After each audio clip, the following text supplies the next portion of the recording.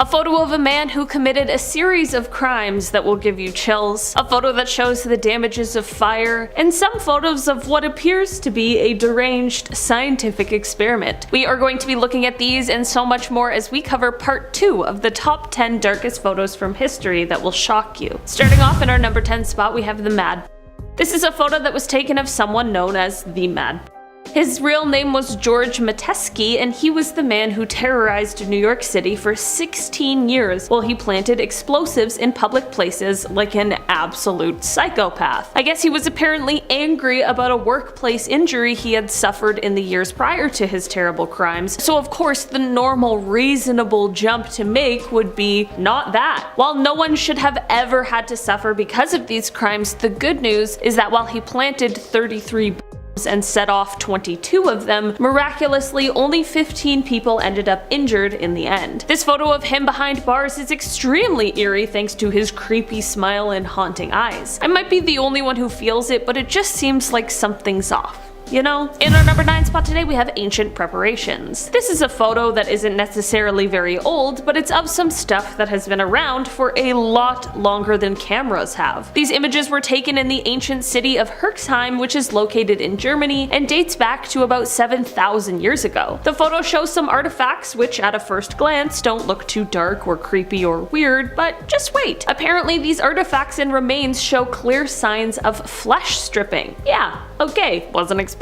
that one. Apparently this was a process that was part of the preparation before consuming human flesh. So yeah, maybe it is a pretty dark photo after all. I'm not exactly sure how all of these things were used or what exactly the process looks like, but I think that maybe that information might just be better left in the past. In our number 8 spot today we have the Lone Scientist. This is a photo that comes to us from shortly after the Chernobyl nuclear disaster. Many of us of course already know plenty about it, but if unfamiliar, in April of 1986 there was an explosion and fire from a nuclear reactor in the Chernobyl nuclear power plant. This explosion happened when there was an issue as they were trying to begin an experiment which was set out to actually make the reactor more safe. Unfortunately, the way this reactor was designed placed too much responsibility in the hands of the operator. One thing led to another and it was a huge disaster and went on to become one of the worst nuclear disasters in history. The amount of radiation in the air caused alarms at the Forsmark nuclear power plant in Sweden, which was over 1,000 kilometers away, so it certainly wasn't anything to take lightly. That is exactly why this photo of a lone scientist going down into the dark radioactive filled area near the meltdown is so terrifying to look at. It reminds us of the bravery of those who went to help after the disaster, and it also reminds us just how scary some of the things we have on this planet really are. In our number 7 spot today we have the Figures of the Fire. This photo is both extremely unsettling and super captivating as it shows a scene after the Great Fire at Madame Tussauds in 1925. Of course, this wax museum is famous for the extremely lifelike wax figures that are created and find their home there, so you can only imagine the aftermath of a fire. These lifelike figures, but with missing heads and appendages, burnt skin and hair, and just clothing in disarray. Seeing this photo for the first time without knowing the story about it was definitely a bit of a confusing and terrifying experience. The heads on the ground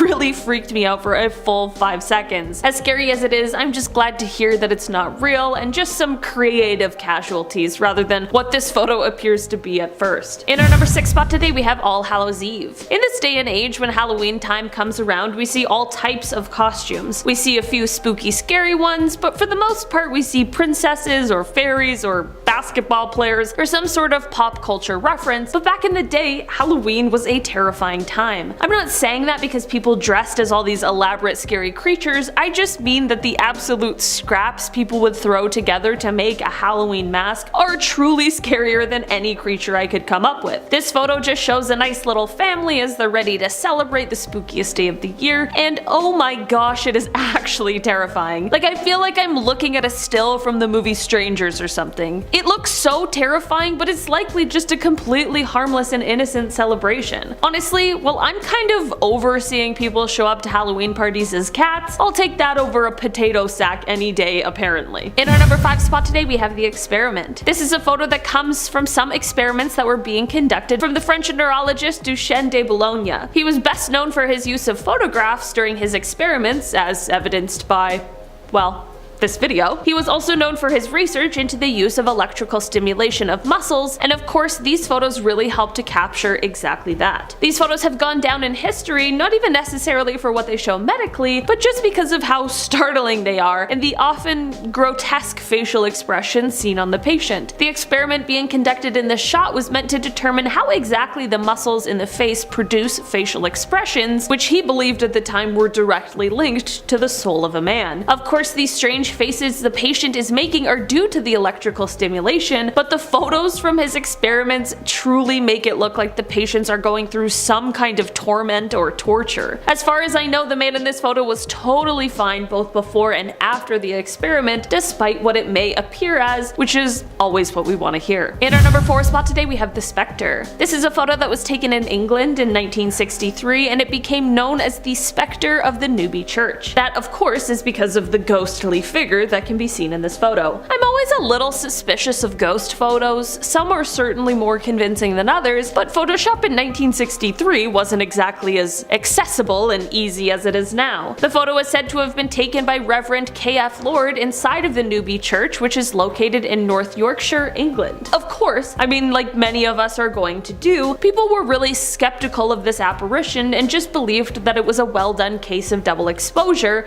which, to be fair, is entirely possible. The Reverend continued to swear up and down, however, that the photo was not doctored, so at this point there's no proof to prove either side, and it's just a game of he said she said. So what do you guys think? Apparition caught slippin', or is the Reverend making it up? In our number 3 spot today, we have the eruption of Mount St. Helens. Mount St. Helens is a stratovolcano located in Skamania County, Washington. The volcano is best known for its huge and disastrous eruption on May 18, 1980. This photograph comes from the photographer Robert Landsberg, who of course was in the area at the time of the eruption. Before the eruption, he had visited the area in order to photograph and document all of the changes that were happening. On May 18th, he was within a few miles of the volcano when it erupted. Since he unfortunately was so close to the explosion, he knew he would be unable to escape this disaster, so instead of focusing on the impossible, he focused on taking as many pictures as possible. Robert was obviously incredibly brave and dedicated, but he was also very smart. After snapping as many photos as he could, including this one, he then secured his camera in his backpack and covered his backpack with his body. He knew he was unlikely to survive, but he wanted to make sure that these photos did. His body was found 17 days later with his backpack still underneath him. His film was of course developed and has provided geologists with some really valuable insights with his close documentation of the eruption. In our number 2 spot today, we have the Boneyard. This is a photo that comes from what is called a boneyard. Basically, the photo was taken during a time when it was normal for overcrowded cemeteries to dig up skeletons after 5 years if the family didn't continue to pay for them to stay buried. Yeah,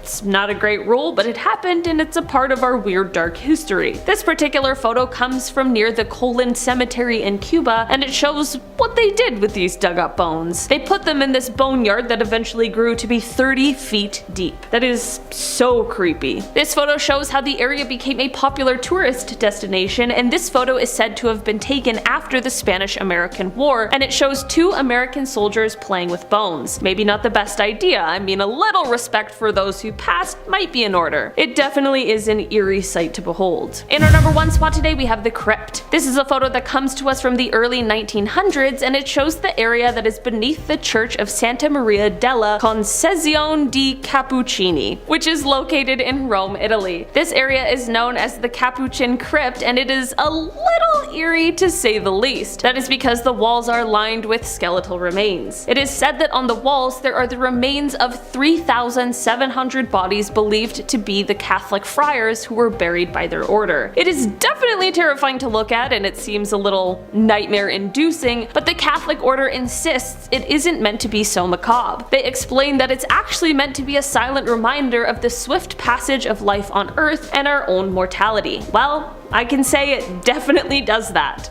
Alright guys, that has been our list for today. Thank you so much for checking it out. I've been your host today, Olivia Kozlowski, and I'll see you all next time. Bye!